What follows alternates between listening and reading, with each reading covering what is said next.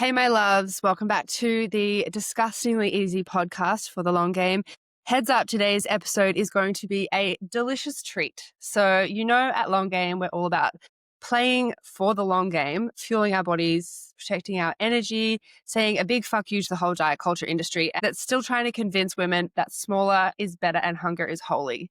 So today's guest is here to burn that narrative to the ground. That's the only thing she burns, by the way. With a freezer full of delicious food, I'm joined by Lucia, aka the Batch Queen. So she is a functional nutrition and cycle coach who helps women batch cook for hormone health, energy, and sanity. Lucia is here to remind us that eating well isn't punishment, it is power. So we're diving into how food can become a form of nervous system care, how planning ahead is a radical act of self-leadership, and how feeding yourself properly is one of the most rebellious things a woman can do in a world that profits from her exhaustion. Very much on brand for us today. So whether you're out walking, meal prepping, or just giving yourself a bit of downtime, settle in because this one is equal parts sass, science, and a little bit of soul food. So, Lucia, welcome to the Disgustingly Easy podcast. So good to have you. Gosh, thank you, Bec. I loved that intro. I was like, you're like getting me fired up. I'm like, let's fucking go. Rebellion, self-leadership, personal power. That's what we do. It's what we talk about. Seriously, and it's so nice to talk about food in that context because it's like literally if some random person asks me and they're just like thinking, you do meal prep, like, oh, how boring. And like, it's like, oh, no, it's so much more than that. It's deep. It's so deep and also not at all. So can you just run us through a little bit about what you do and how you support women in the context of the long game? Yeah, absolutely. So I think my history is one of chronic fatigue syndrome. So I was diagnosed many years ago. Like I think it's around 10 years off the top of my head. But just this process of what I've witnessed in myself and with the many, many women that I've worked with over the years is like, this stuff takes time, you know? And it was such a huge, huge learning curve for me to go from being somebody who's still already like grown up with really positive role models in the kitchen. Like my mum owned the first organic health food shop in West Australia. I should have had an advantage, but the food that I grew up eating was wholesome, but it wasn't nutrient dense. So I had to learn a lot of like how to actually, get enough nutrients, how to make sure I'm absorbing those nutrients, and how to really practically do that on a day to day level with very little energy. So that's where things sort of fell into place for me at this intersection of menstrual cycle awareness and batch cooking. Like so many of us, you have that personal revolution and then you just get hooked and you want to share it with other people. So that's what I teach, and I teach it in a couple of different formats, but my version of the long game is called Batch Queen, and it's a year-long program where I teach women to batch cook for balanced hormones and do it in a way that's really practical, disgustingly easy. I love that terminology. But yeah, I'm very much for that. And I think we're really on the same page with that because it's just like whenever you're either not told about how to plan for cooking at all, like that's just not something that you would think about, say, in the same way that if you were going to try to exercise for the first time ever, you have a rough idea of what that structure might look like, even without having ever done that. But with meal prep, it's much more vague. So I guess like making that much more concrete is, that's my jam. Yeah, that's amazing. And I love what you said about, I should have had all the tools. I should have known, I had the basis and I grew up eating whole foods from someone who literally sold organic food herself. But we're still missing so much information. And something that a lot of women say to me is that they eat really well. I eat really well. So what do you feel like are some of the key things that women are getting wrong when it comes to quote unquote eating well, or the things that they come to you that they're really proud to say that you're like, oh, actually, that has not been serving you? Yeah. I think like the first thing that comes to mind is like an over importance being placed on like purity, like clean eating above all else. So I'm like, healthier I have gotten, the more relaxed I have been with my Mhm. eating. And amazing that I've been able to do that. Me 10 years ago, wouldn't have been able to do that with different food sensitivities and whatnot. But Mhm. that the measurement should be that you're able to eat all things, not spend so much time thinking about food. I just feel like we need to focus more on, some really concrete but powerful things like making sure you're getting enough macronutrients, Mhm. making sure that you are eating regularly enough. Sort of, it's like we sometimes focus too much on the nitty gritty and perfectionist and getting cleaner and cleaner. And then we forget to just like zoom out and be like, okay, like what is going to really push the needle forward with our food and our energy and our well-being versus what is all of the things that we can stress out about that get us in decision paralysis and stop us from moving forward at all. So I think that's Yeah. probably the main thing, honestly. Yeah, I used to say when I was on the gym floor as a personal trainer, I'd get people coming to me and asking me things like, should I be eating chia seeds? And this is 10 years ago when all of those things really started kicking off of like, should I be vegan? Should I be gluten free? And this was as I came out of my eating disorder background and, a time when I started to realize everything you're saying, which is like, it's the macro perspective. It's looking at everything from a whole, like what you do most of the time is going to have an impact. It's not the teeny tiny details. And people would come and say, should I be eating chia seeds? Should I be vegan? Should I be gluten free? And I'm turning around going, well, have you drunk 8 glasses of water today? Mm. Are you getting 7 to 9 hours of sleep a night?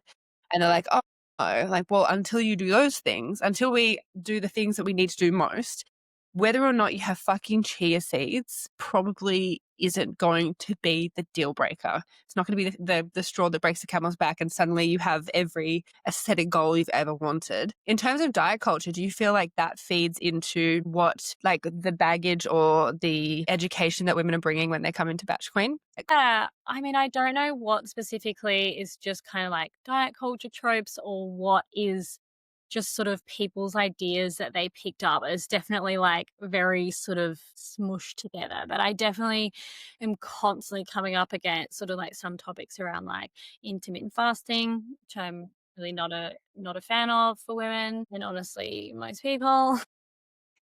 But yeah, I feel like often just have so many little unconscious ideas around Mhm. food, some of which, like, so I very much teach about eating enough protein and bioavailable protein in the form of animal foods. So, one of the things that comes up there is like, for people, ideas around, oh, maybe they've unconsciously thought that chicken was more healthy than red meat. So it's often a case of like sorting out, okay, maybe there's one piece there that's like based off of um, some video that they saw on the internet once or some research that maybe isn't necessarily sound, Mhm. or maybe there is like a bit of a diet culture vibe where we feel like chicken is lean and clean and it's kind of like the tofu version of like meat, Like, Mm. so I feel like, yeah, there's so many ideas that people come, like reoccurring ideas that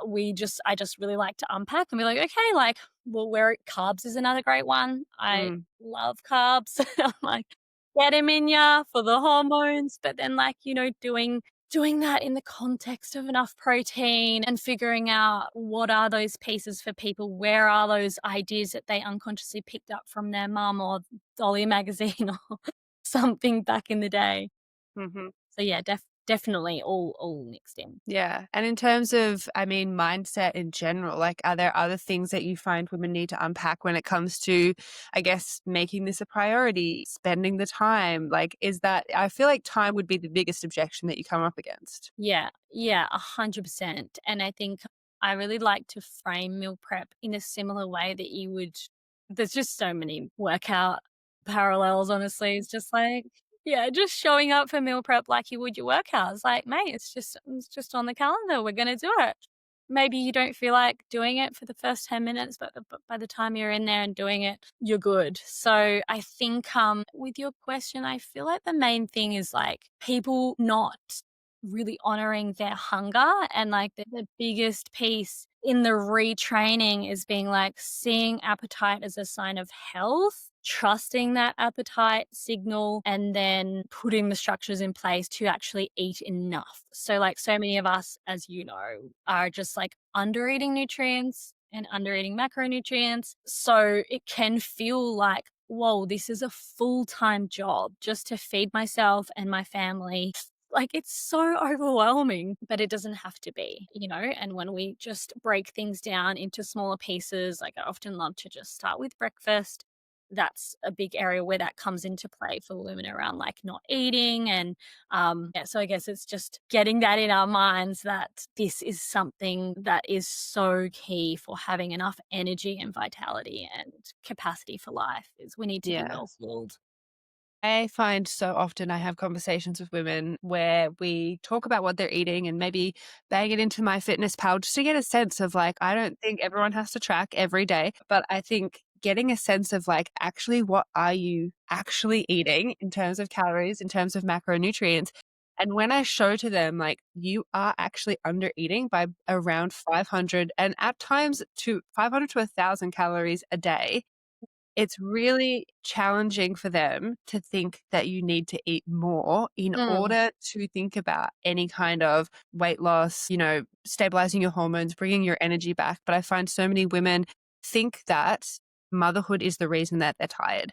And it is. We're all tired. Like, I have slept one full night in the last 4 years where I didn't wake up. And it was when we went to the Socially Sands tour. And I got to have a night in a hotel and I slept a full night, one full night without wake ups in 4 years. And so, yeah, we're fucking tired. But you add to that not eating until 11 or 12, having two coffees before you have any food, having the binge that you have at the end of the night because even though you ate lunch, ate dinner, ate well, quote unquote, then you're still 1,000 calories under. So then you have a big binge of the sweet food, the treat food, the things that you tell yourself you can never eat.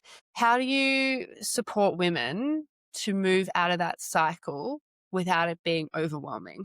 Because to me, when I look at that situation, obviously we come at it in long game from a disgustingly easy mindset, but there's a lot that needs to change. yeah, I think like the first thing that comes to mind is just breaking it into it's like, actually, yes, this is overwhelming. It's just like acknowledging that two things are true. It's like, yeah, the Mm, big picture here is like massive, but you know what else is true is you can make small changes that make a fucking massive difference, you mhm. know? So it's like, what are those areas for you?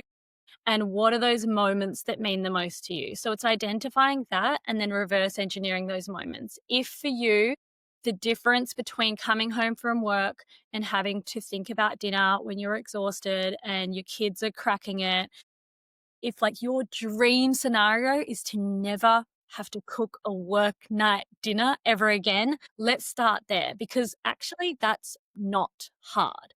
But so it's focusing on getting you the win and getting you the win that you need, whether it's brekkie, whether it's lunches, so in this scenario of dinner, I would say let's talk about is it a potential to find an hour of a weekend to do this? And I would never start with, okay, let's never cook weeknight dinners. That's not the first step. That's the goal. But then before that, it's like, okay, well, what if you had 2 nights off cooking a week? Already that's so much more doable. And how much does that just feel like, what do you mean? I get 2 nights off? Like, sick. So that's one recipe. Mhm. That's a matter of chucking some stuff in a slow cooker or on a weekend, and it's also about these actual strategies that I teach around volume because most of us are not cooking anywhere near enough volume. That's why your meal prep never lasts long enough. That's why people try to do batch cooking and it just runs out straight away. So if you're able to do something like you go into like TikTok or Instagram and search, I think like the common term is like freezer dump bags. I just call them no cook bags. So it's like essentially the concept is you say you're making a butter chicken, you get some Ziploc bags and you're measuring everything out. So all the spices in like a production line style, dun, dun, dun, dun, dun, dun, you can make the spices, then the coconut cream, everything is going into the bags. You can put the chicken in raw as well,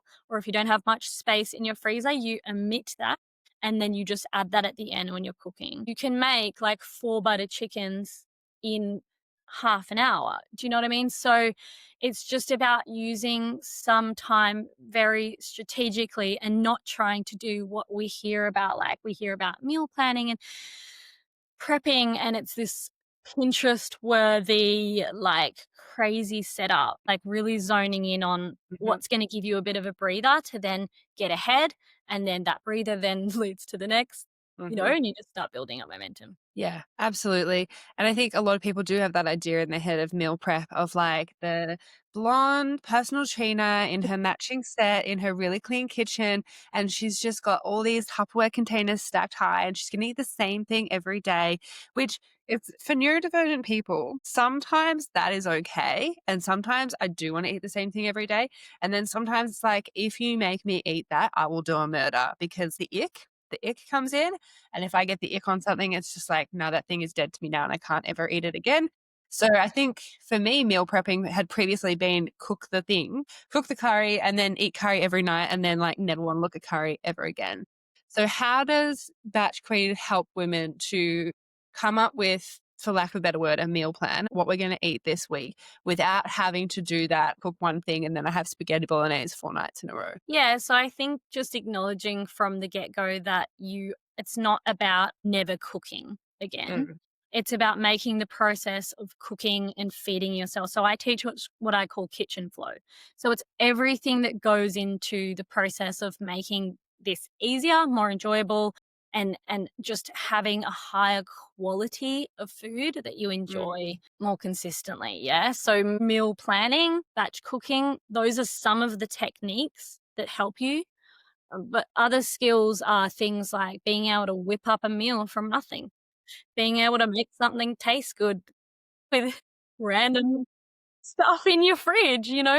So, like, I think, there's always, like, a learning curve, and we need to kinda go into this knowing this is gonna be hard at the beginning, mhm. and you're able to yeah, just the more you do it, the easier it gets. Yeah, hard but worthwhile.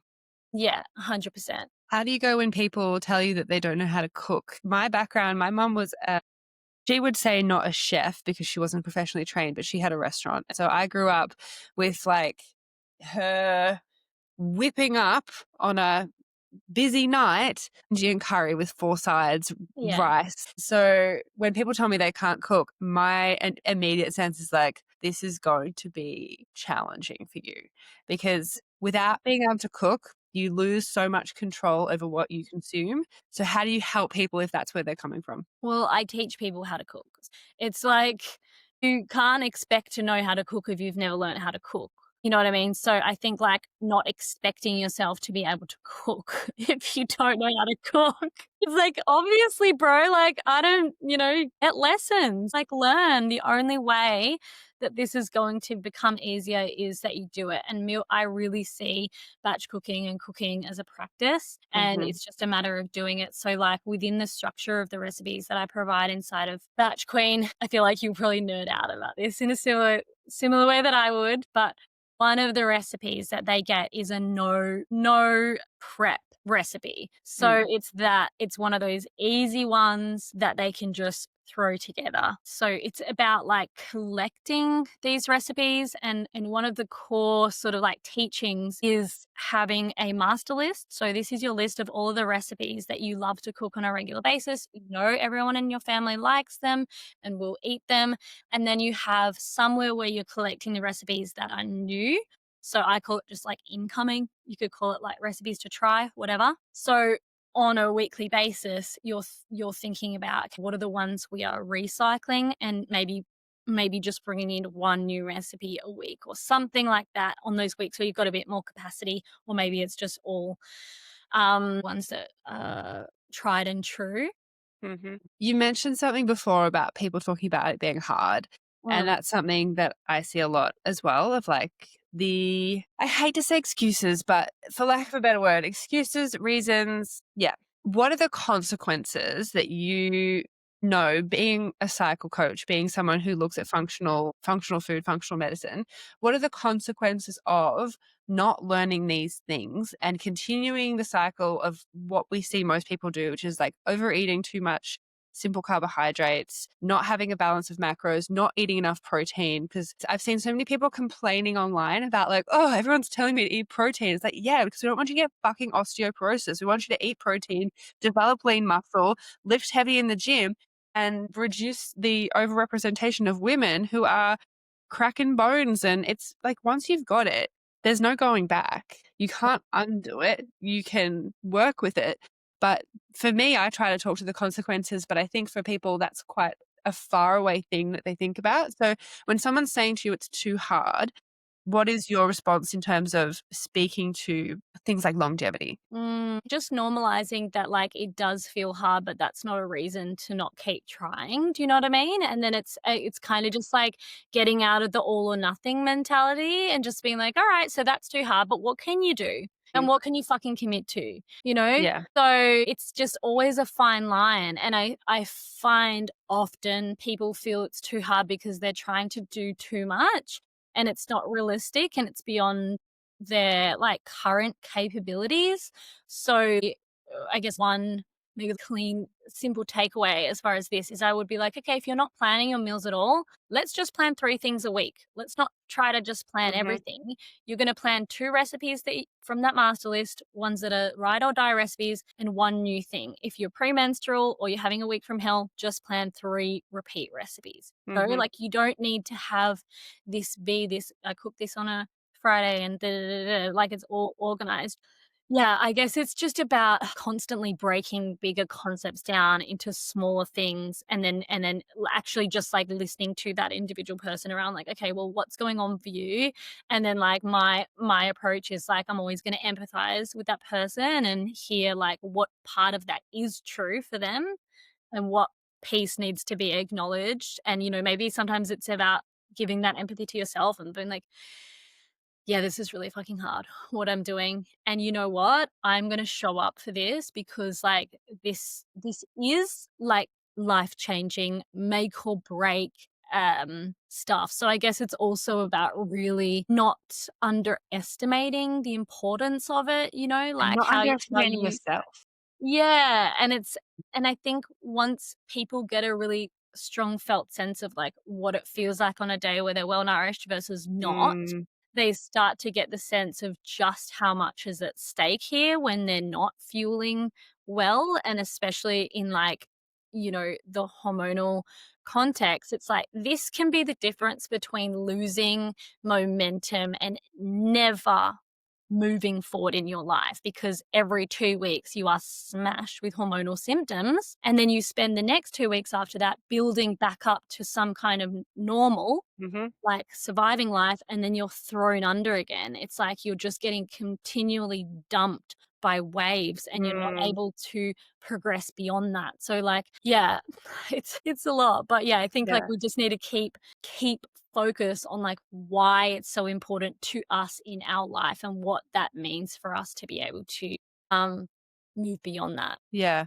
And when we're talking like the hormonal symptoms, I think it's something like 95% of women who are diagnosed with PMDD also have a neurodivergent diagnosis. So it's very, very relevant to our audience and the people who subscribe to Long Game and listen to the podcast. So, in terms of making things easier, if you were to start your journey all over again, knowing now what you know, if there was one thing or one place to start, what would you do? Okay, so structure, like in Mm. terms of like how do you make this easy in the like being female, having a menstrual cycle, and also potentially being neurodivergent, we need structure.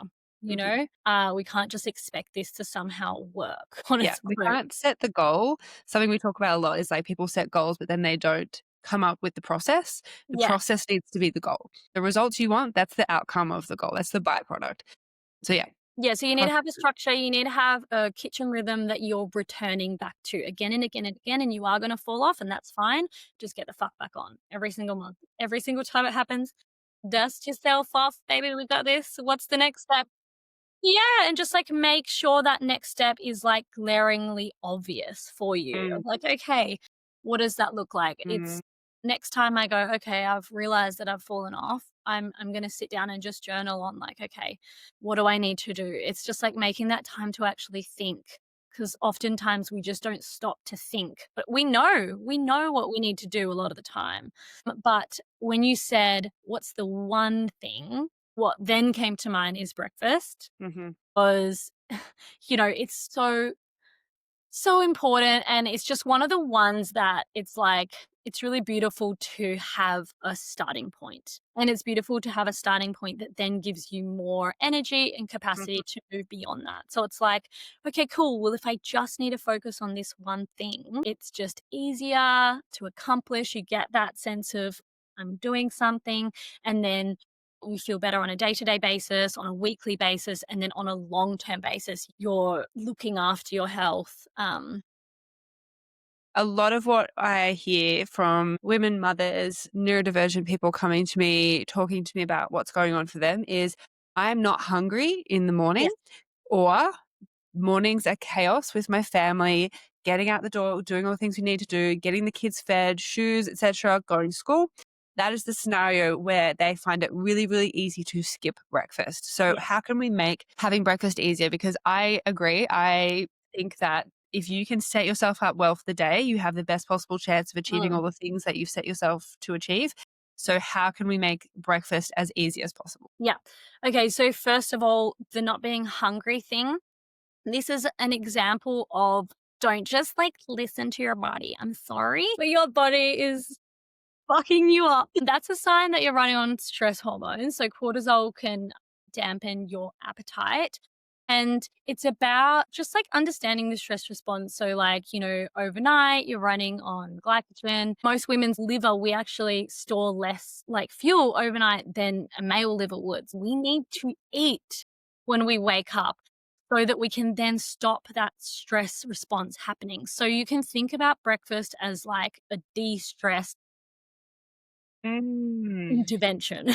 Like if you're feeling stressed and anxious and frazzled and you can't think, like breakfast, please, Hmm. my love. Oh my God, I love that.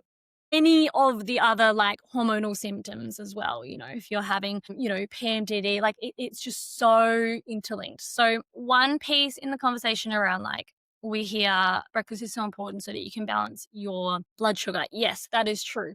But the piece that's missing here in the conversation oftentimes is that if you're not eating within 30 minutes to an hour of waking, your blood sugar is getting so low and your adrenaline and cortisol are so high that yeah, you're not hungry, but it might feel good. You might feel sharp and clear and like a bit like I've just had a coffee, like let's freaking go. And then you eat and then, your cortisol plummets and then you're just like, I'm exhausted. So it's so important to understand the hormonal cascade because cortisol is a tier 1 hormone. So it just has a flow on effect to every other hormone. So if your body in the morning, if you're waking up, you're having high cortisol and you're not eating straight away, the parent hormone, pregnenolone, is going to, instead of being turned into progesterone, which we want, it's going to be turned on into cortisol. So when we're talking often about what does balanced hormones mean, and you'll hear doctors be like, balanced hormones doesn't exist. It's like they think like all the hormones are the same level. That's balanced Mm. hormones. That's not what we're talking about. We're talking about oftentimes like many, many things, but the main thing being estrogen relative to progesterone. So often what we see is just nowhere near enough progesterone. So that's one of the most simple ways that you can make yourself feel better on a daily basis. And then like, okay, so how do we actually do this? Mhm. Obviously, I'm going to say batch cooking because that's just the answer to everything. But there's lots of different ways that you can batch for this. So when I have, neurodivergent mothers coming to me and they're just going like, I just can't. I'm all about the opposite of the all or nothing mentality. So if you have to have a smoothie for breakfast, amazing. Amazing. Do that. Let's not aim for the 30 grams of protein and the carbs and the fiber and everything straight away. Let's just get something in.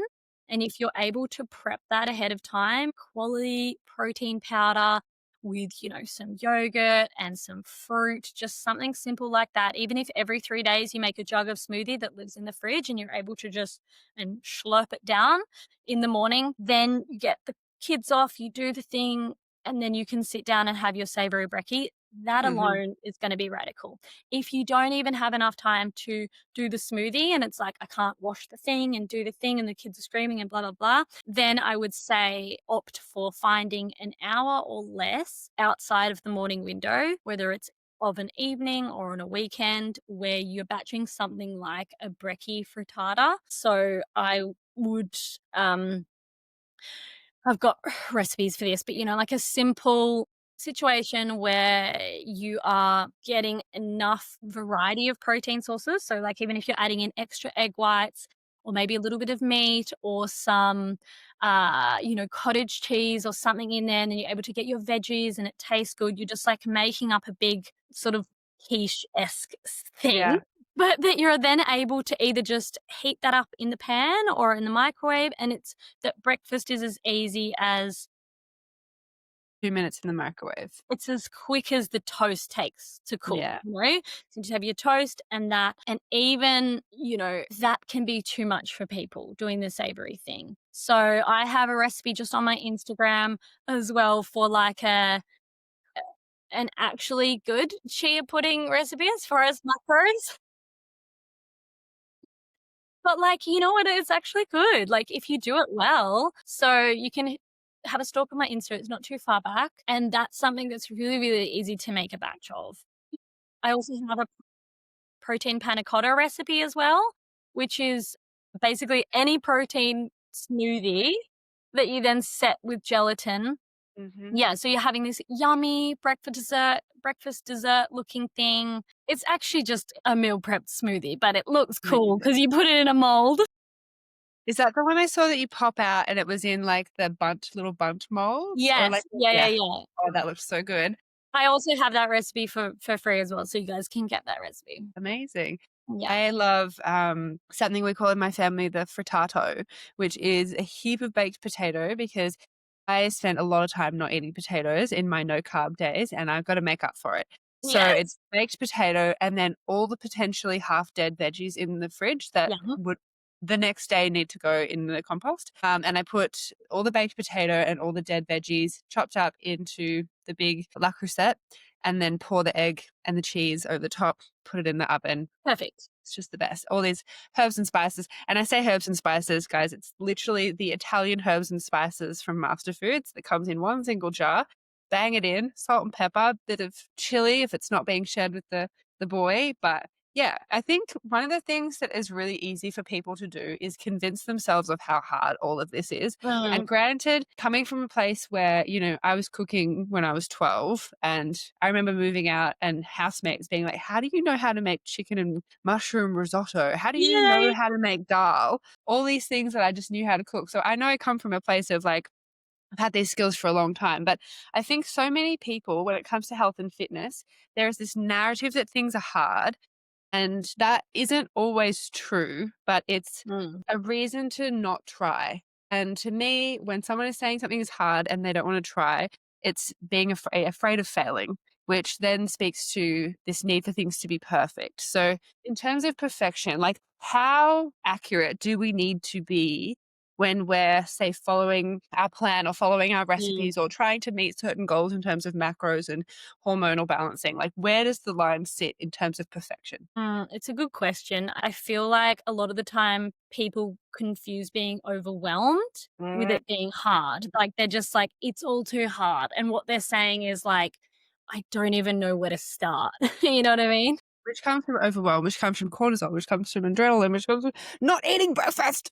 Exactly. Just eat the fucking breakfast. But then coming back to the perfection piece, in short, as I already kind of touched on, like, I'm very much not into perfection as far as like, everything needs to be super clean, wholesome, like only shop organic kind of Organic, yeah. vibe. Like, Buy that's a $30 not. organic chicken. No, no, no, no, no, no. My like simple thing is just like buy the best food that you can afford. Okay. Mhm. Buy the Yeah. best food you can afford and don't let that stop you from trying. Mhm. Because it's like if you're like not eating enough protein because you can't afford regeneratively raised beef, I'm like, no, like we just got to do something. In terms of things feeling hard and that sense of overwhelm, what do you feel like is contributing? Because I think you would When you talk batch cooking for families, to me that I assume you must get a lot of women and mothers in Batch Queen. Mm. What do you think is some of the main drivers of why women are overwhelmed? Hmm. Patriarchy. You can go there. This is not just a health and fitness podcast. We go deep. You can be deep. Yeah, I mean, like, part of the reason is so many of us are underfueled, Mm, and underfed. So, like, if our brain's not literally working properly, like, of course, we're just like kind of maxed out. mm, But I do think it is about a lack of structure a lot of the time, like because as business owners, we have had to become really used to having these systems and like catching all those thoughts and figuring out a way of, okay, how am I able to manage what I'm implementing currently versus what I want to implement in the future? And like we get really used to not just planning what needs to get done, but also the things that we want to get done, or, like it's just like a skill. mm. And I feel like oftentimes women are just being like bombarded and they feel like they are a victim to everything that they have to get done and they're just getting whirled around when I think it's like it's something about, like if we're able to stop and think and touch base with ourselves and our needs, on a weekly basis, even if it's 5 minutes, and use our time more intentionally. Like I'm not saying you need like a 2-hour morning routine and shit like that, but like if you put it in there as a non-negotiable to have that 5 minutes journaling that makes the difference for you, we're not Mhm, prioritizing the things that maybe they are for ourselves, maybe they are like our friendships. We're mhm, often just caught in like putting fires out mode mhm. and surviving, and we're not like taking a second to go, okay, my week is crazy, but what can I do that is going to bring me so much more pleasure and enjoyment in life, and therefore then trickle down into like all of the other areas. Yeah, and that's why I feel like programs like Batch Queen or things like Long Game are so integral because, I mean, I know you have monthly calls. Yes, yeah. So we have monthly cook alongs where we all get on Zoom and cook together. So they get the recipes in advance. They just rock up and cook. Amazing. We have monthly calls as well, and we have a fortnightly check-in where they get feedback from me, but Mm. I feel like so many people are living a life exactly what you said. It's like they're in this whirlwind and they're putting out fires and not eating well. I was about to say not eating properly or not eating correctly, but I don't wanna make it a good or bad thing, but not eating well, not nourishing yourself, not making sure you're eating enough, and I don't even let people come in and go onto a deficit initially. Like you come in, you get on maintenance, you I make sure love you're that. eating fucking enough. You Yeah. make sure you're actually getting the carbs, fats, proteins that you require. We look at the balance of those things. Should you not be able to meet your goals at maintenance, then maybe we will talk about a deficit once you've demonstrated the capacity to follow through with the skills required for a deficit. But I love our programs because firstly, they're both 12 months. Mm. And they make people stop and take stock, but also because they're 12 months, they're not making a quick fix, quick change, do everything in a short period of time. Summer's coming up and I'm seeing all these 6-week shreds.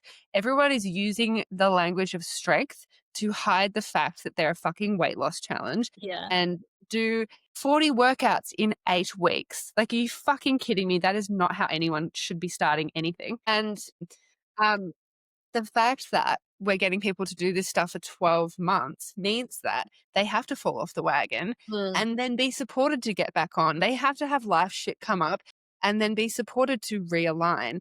Like when you are trying to support people for the long game in Batch Queen, because it is a 12-month program, what kind of things do they, I guess, have space to overcome or move through with that support? I think it's just having time to really like focus on all of the things, because it's Mm, like in a 3-month program, even if it's not like a 6-week situation, but previously I've run 3-month programs. You just can't really do it all. You can get mhm, started and you can go, I see how I can do this. And I've mhm, experienced some wins, but like I also do my one-on-one coaching is at capacity now, but I have people who I see monthly for 12 months.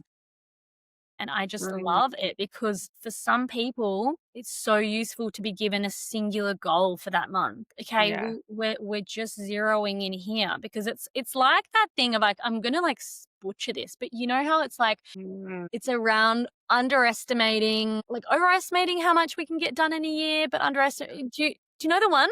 How's it go yeah. again? Just the idea of everyone's trying to do too much too quickly, essentially. Yeah.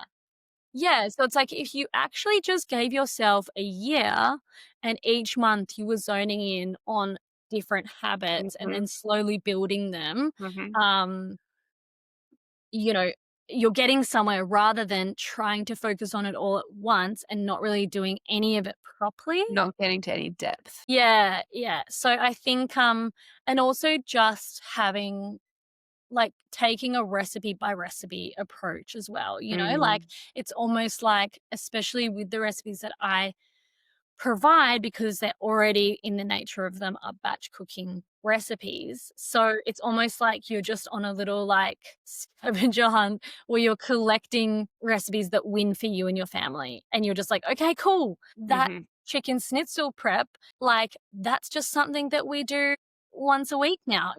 So Yeah. it's also just like about figuring it out. And like I Mm. really just love to talk about this from, like, an exciting perspective as well, because like, Yeah, all play. yeah, like, Make it's it all fun. like, it's so hard and, like, da da da da, but it's like but you get to design what this gets to look like, and when you get Mm, the skills and you give yourself enough time and support to mhm. build those skills, this gets to be so good. Like, some of the feedback I get when I share what I eat, like, from friends and people on the internet is they're just like, "Whoa, you eat so good." Yeah. Like, "What do you mean?" And I'm like, "That's what I'm talking about." Like, I feel like this is maybe relatable for people who live outside of cities, but, like, I'm not motivated to go out and eat because I'm always disappointed because the food we cook at home is just, like, 10 times better. That's amazing. That is Yeah. really cool. And I So think that's a place a lot of people would wanna move to, like that idea. yeah, and it's like this is just genuinely gets to become a creative practice as well Mhm, as like it's like balancing that utilitarian cooking of like, well, we're gonna eat three mhm, times a day, kids got to get fed, blah blah mhm, blah. But then also what happens when the bases are covered and you've got some breathing room. You've got time in your month where you don't have to cook. When things get hectic, you can sort of go into easy mode and rely on stuff that you've prepped and time in your week where you're able to recoup. So it's not just like constant doggy paddle from day to day. That's where you actually start to be like, oh my God, like I'm actually going to try that new recipe. And you get to play a little bit more. I think people want cooking to just be a fun thing. I don't think it mm. is just a fun thing. I think we do need to treat it like working out, Yeah. but it can also have that beautiful element as well. And the better you get at the working out piece, the just getting it done piece and getting enough to so things feel doable on a weekly basis, the Mm. more you can play and the more exciting your meals get. And next minute you get the kind of recipes I show, caramelized onion relish, and we're making yummy ass food. Like, we're not Yeah. here This is to not a do this. steamed chicken and broccoli situation. Yeah, like this is not about eating boring food whatsoever or being locked into some plan of like, I think that's also what people feel worried about is like loss of autonomy. So I think it's about and freedom and flexibility. So it's like, how can we have enough structure and getting ahead without sort of feeling like we're locked in and then you've made that thing at the beginning of the week and you're just looking at it like, ew, I would rather like poke myself in the eye than eat that. Mhm. Mm. Yeah, that's amazing, and I love there is so many, relatable, aspects between this and exercise, and sometimes you do just have to show up, and I know my period finished in the last couple of days, and last week was very much a case of, like, just eat. Just make something and eat it, and even though you don't want to, you know that my mindset, my mental health, the hormones available to my brain, the chemicals available in my brain are going to be different if I just get myself to eat. And I think understanding the importance of that and being able to prioritize it, but also the piece of self respect that comes from treating yourself like you're important, all of that feeds in and is very, very important. So I love this conversation for all of that. I want to talk business for a second because we have a lot of entrepreneurs in the long game, and it really is my goal to be so niche specific that this program that we run is for neurodivergent millennial mums who are also business owners. So long game recently shifted to a 12-month model, which was, like I said, a big leap in the world of 6 to 8 week challenges that are really just designed to give you quick fix results. What was it like for you moving to a long-term model? And what kind of objections or I guess even personal limitations or mindset reframes did you have to do to get yourself to a place where you could ask for people to invest in you for that amount of time? Well, I was working with Rachel Rose, who I know you are friends with.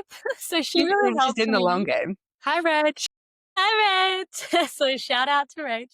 What a legend. So we spoke about actually the pricing was really different. Like initially I came in from like, my 3-month program is around like $1,500. So I'm going 1 year. Okay, we're talking, $3,000 program, something like that. She just goes to me like at the time, I just had a bunch of time off to get married and to go traveling. And I also had like a couple of sort of flop launches, for want of a better word, but just like, good launches, good results. But it felt like, as somebody who's been in this world for a long time, I have seen much better results. So it felt like I needed a win. That's what she kind of said. She's like, we just want this to be a slam motherfucking Mm, dunk, and pricing it. So I priced it at $94 a month, or like under $1,000 for the year.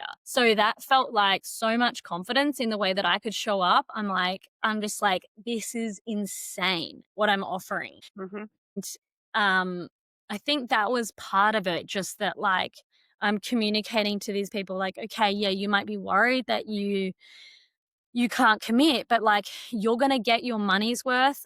And I don't want you to show up only 50% of the time, but like even if you showed up 50% of the time, you're getting more than your money's worth. So a little bit of like the messaging around like this being a no brainer. I send out physical cookbooks. It's like, I actually don't need this to be a mastermind type situation where everyone is like super, super engaged. mm, I trust that like people are going to take this information, cook based off of the cookbooks, come to the calls, not come to the calls, watch the recordings, show up in Telegram. As long as there's a core crew of us and the vibe feels really good, I don't mind if people participate at different levels. mm. So also like making that really clear, because that works for me and it makes sense in for this offer. Do you know what I mean? Yeah, and how many people have you got in Batch Queen now? I have about 90 people, which is That's fucking insane. insane. So yeah, I had like biggest launch ever. It was just the best feeling, and just and also like for context, to get that many people to join for a year. Like I'm somebody who's been in business for 6 years and been doing different courses. So like I also have so many of them are people coming back who have done Mm, smaller courses, so it also just felt like the most beautiful, soul affirming, purpose affirming thing to happen, to be like, okay, like there are people who know you and trust you and have done every single one of your course, who are like, I just want to stay in this world and like recognize what I'm trying to talk about this being a practice, and that, it's not a one and done situation. Like we need yeah. to stay engaged. How do you feel like your mindset or your sense of identity or sense of self, what stretched and changed as you experienced that kind of success? That's Mindset. what I'm going through right now, which is like very stretchy.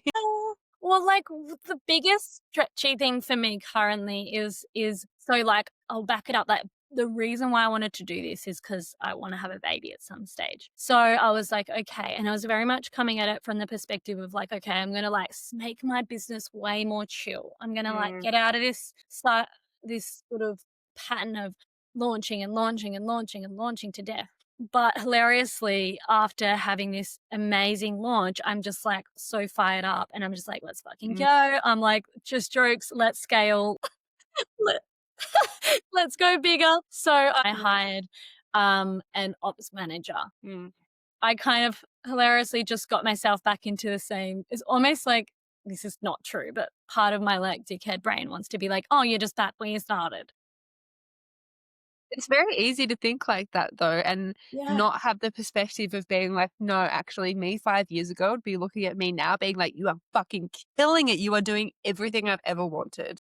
Exactly, exactly. So I just decided to make that step that I knew. It felt really scary and like made me want to vomit. And I'm like, that's so much of me didn't want to do that. But like having somebody 4 days a week inside of my business for the first time, like I've had online business managers, I have a VA, like I've had different people in different capacities, but actually having like a legit person with so many skills that I don't have. So I'm 2 weeks into having her.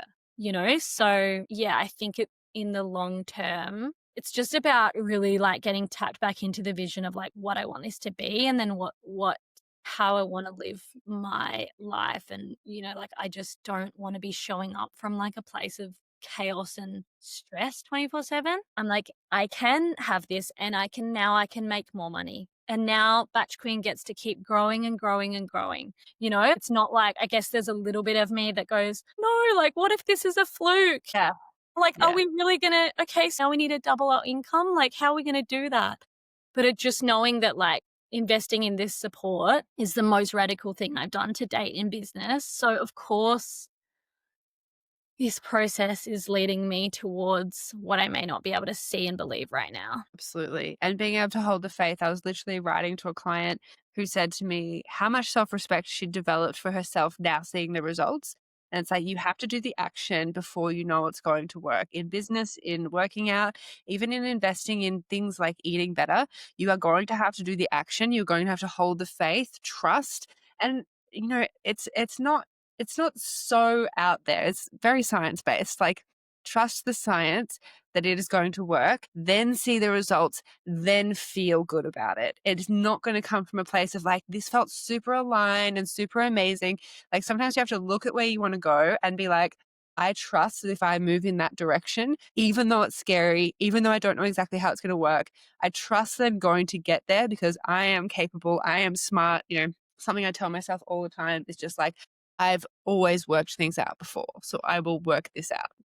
Yeah, definitely. All right. Well, this has been so much fun. We could talk all day, but we're not going to do that.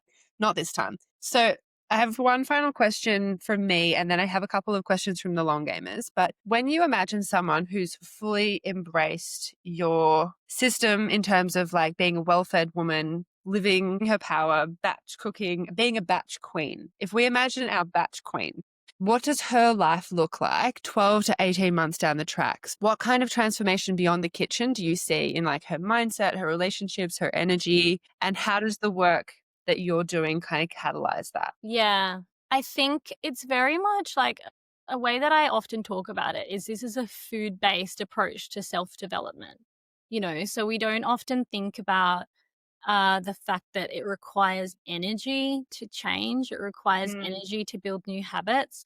And if you don't have the raw material for that, you can keep banging your head against the wall and getting sort of being in this sort of cycle of trying to move forward. But yeah, I really do see it as something that trickles into all areas of your life, you know? mm, So I can speak to myself on how, like, me becoming, in quotes, batch queen has changed everything for me. It's enabled me to have this business. Oh, it's just the sky's the limit in terms of the changes that this can make. But maybe like, on a more like specific level, I think it's about having the energy to show up with more presence, in friendships, in your family, in your relationship to yourself. Like it's about becoming that version of you that you can be, which is so kind of vomitous, but it is true.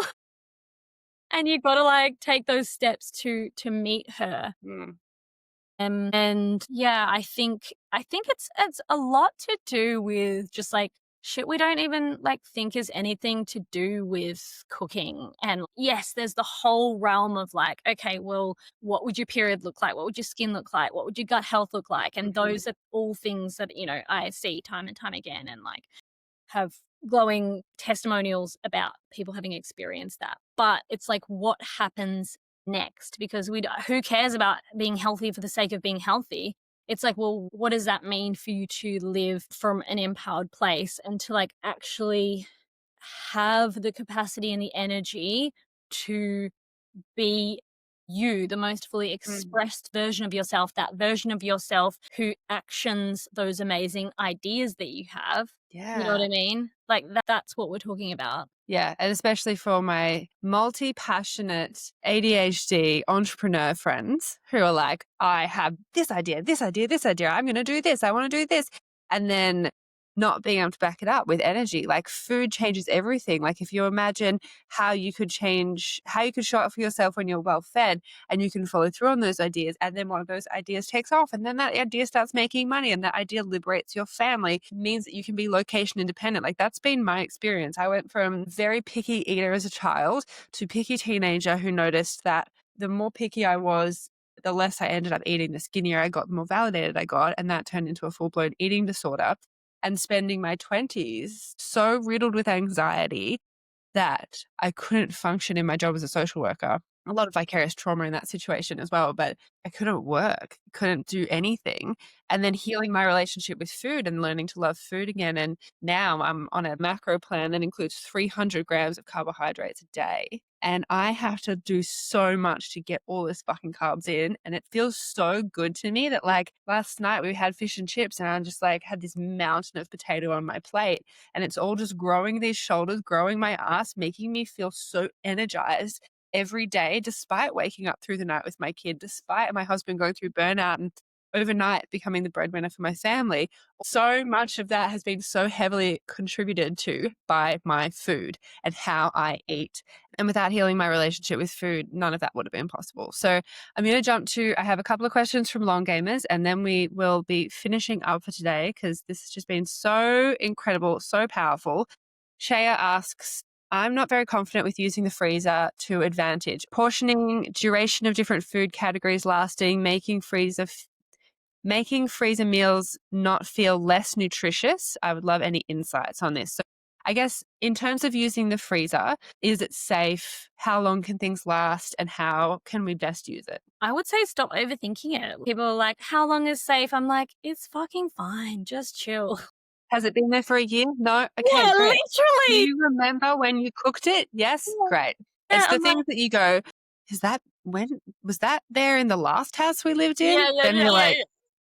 Like, maybe that get a should go. get a labeler if you're worried. Get a labeler and then Yeah. just do a Or three just get month, some masking 3 to tape, 6 month rule. masking Yeah, tape and a or Sharpie. masking tape and a Sharpie, absolutely. Something like that. So, I mean, like, from a science perspective, like, it's absolutely not less healthy. You know, it's definitely not. We're not losing nutrients. If anything, sometimes we're preserving nutrients, like in the case of something like broccoli or something, an old broccoli from the fridge is going to have way less nutrients than frozen broccoli. It's not necessarily going to be automatically less nutrients because it has been frozen. So you can scratch that from the record. And then it's about adding fresh stuff. If you're wondering, oh, it's not healthy because it's just like not fresh, maybe that's what you're thinking. Mm, There's not a salad, there's not a veggie. Like, don't mm, just think about it as it's just whatever's in the freezer. Think about your freezer as like a pantry, you know? So you mm, can have items that then become part of a meal. Or like, let's just take a basic example. Let's say you have like a rendang curry or something, and then you're you're still cooking some rice from scratch, and then you're maybe making a salad. You know, so you're still cooking. That's what I mean. It's not about yeah. not cooking, but you've got a starting point of the meals. Follow-up question was about only ever cooking for one and then batch cooking, a lot goes to waste. I would feel like that relates back to the idea of like put it all in the freezer. Yeah. So whenever people are talking about, I don't want to batch cook because I'm a single person, I'm like, let's full reframe on that. Yes, the true piece there is that it's harder to be motivated to cook and eat when it's just you. You don't Mm, have maybe a partner to be, okay, let's do this batch cooking together. There's no accountability there. However, it is so much easier to get volume and to make that batch cooking that you are doing last longer if you're the only one eating it. So mhm, lean into your freezer, lean into having, you know, like getting some super cubes or some kind of version of those type mhm, of freezer containers so that you're able to have single serves of things. That way, if you make a big curry one week, you're then only eating it twice. And then next week, you might also eat it twice, and the week after, so you're not just getting stuck in eating the same thing all of the time. Just think about it as being an advantage that it's just you, that you're able to cook a single serve of that recipe and it's going to last Yeah. you way longer, 4 times longer. Yeah, absolutely. And we have a question from Eloise about doing a deficit and its impact on your menstrual cycle. So obviously, when we're talking about fat loss, I Mm. do support clients to do a calorie deficit in short timed periods. We don't diet for more than 8 to 12 weeks at a time. But what do you understand as being the impact of being in a calorie deficit on your menstrual cycle? Or how can we, I guess, support ourselves in that time? Yeah, I mean, I think it comes down to really like understanding the macros and like making sure that you are getting enough food. And I think that's kind of where tracking makes things better, because if you're just trying to do like a half-assed deficit where you're just dieting essentially and restricting, Guessing. guessing rather than doing it in a concrete way where you actually know you are getting a Mhm. safe amount of food. And like some Yeah. stats, and I think this is like going to vary wildly, but just depends on like your health as well and how long you have Mm. been nourishing yourself well. So I'm very much on the same page as you. Like I wouldn't be doing a deficit straight away at all. If your hormones are like out of whack and you're just like struggling to survive life, I'm going to be like, no, we're not doing that. Like, no way. So I guess it's about also understanding that like you're in a pretty resilient place before you enter that, and understanding that it is going to be a stressor on your body, and then putting a bunch of different things into place as far as reducing your stress load strategically throughout that time. And like, do you have a minimum, like as far as calories that you recommend when someone goes into a deficit? It's all so specific to Sorry. the person. So Yeah. we look at their TDEE, their total daily energy expenditure, and then it'll be minus 2 to 500 calories from that. And then we'll look at the macros with Yeah. regards to that. But exactly what you said, a deficit is easy. My perspective, a deficit is easy and fat loss is easy when you're coming to it from, like you said, a really well nourished place and your metabolism is firing as it should. But everything around a deficit is what is hard. Your life, your lifestyle, your family, your relationships, your work, your habits, all of that. So exactly what we were just saying of like, get everything firing on all cylinders and then you do the deficit and then you keep it short and then you take the results that you got at the end and you go back to maintenance. Yeah. I think that's key as far as like, it's like, how are you going into it and how are you going out of it? Like the fact that you've already framed this as something that somebody is doing short term, so I think it's just all about doing it intentionally and doing it well with the guidance of somebody like yourself, rather than half-assing it or like accidentally staying on under eating for like way longer. And then your metabolism is getting downregulated and, you're just like, yeah, you're just creating a hormonal shitstorm. Yeah. Lastly, we had a question just about the importance of pickled foods for your gut health. Is that something that we should be thinking about? Pickled foods. So I'm assuming they maybe mean fermented foods. Probiotics are great. Food-based probiotics are amazing. You can get way more variety, especially with homemade probiotics, than you would Mhm. even necessarily from a store-bought probiotic. Mhm. And then like one little piece is just like thinking about having a little bit frequently, assuming that you're not got a histamine intolerance. Mhm. But if you do well with them, it's about not necessarily like what we see in the research is that it's not necessarily about like seeding new bacteria. It's actually about what's passing through on a regular Mm. basis. So yeah, it's great. We love it. And it's a yummy time. Yeah. If that didn't make you just want to throw all concepts of diet culture out the window and start actually feeding yourself like you matter, then I don't know what will. Lucia, this has been a vibe, and I hope that this chat has just reminded everyone to prioritize your well-being and how that doesn't mean restriction. We're not talking about punishment. We're not talking about perfection. It just means playing the long game with your energy, with your hormones, and your joy. Because in the long game, we don't eat less. We eat well. We don't chase toned. We chase strong. And we sure as hell don't shrink ourselves to fit into this world. We build ourselves up to get the strength to take up space. Now, take this as your sign to fill up your plates, fill up your freezer, fill up your life with what actually sustains you, because that's the long game and we can make it disgustingly easy. Remember, everyone, when nothing is certain, anything is possible, babes, because you've got this and we've got you.